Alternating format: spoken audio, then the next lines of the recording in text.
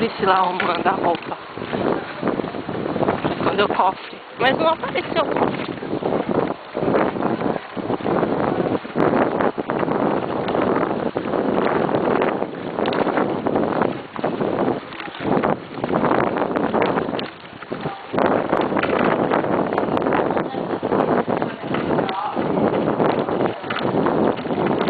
Uau! Uau!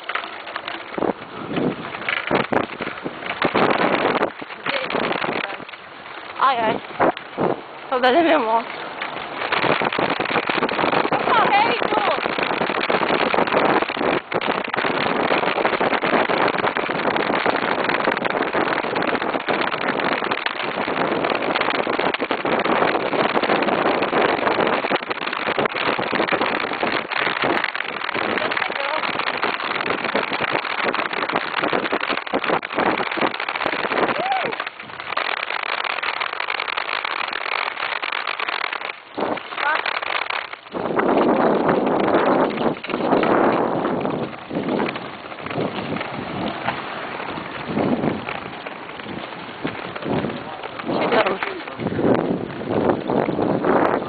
Oiê!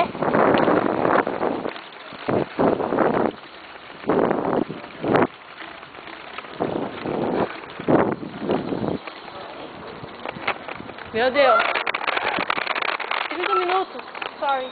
Ai, meu Deus! Que horas? Ela não avisou a gente agora! Não, eu sabia que tinha ficado uma hora. Gente! Inédita! Dá tempo, mas...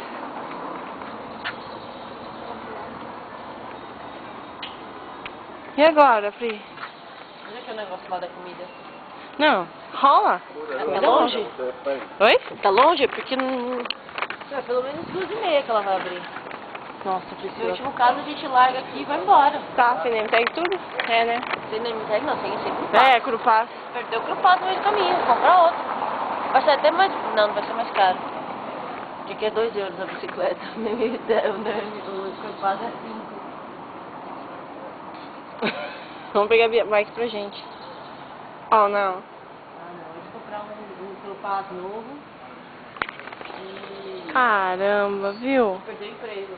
Não, lógico. E aí, o que você quer fazer? Vamos ver se a gente fica aqui se não me engano, né? Hã? Vamos ver se a gente fica aqui se não me engano. Tipo, das 12h30, se não tiver ninguém aqui, a gente larga a bicicleta e sai correndo. Tá. Sai correndo mesmo, né? É. A gente chegou em meia hora.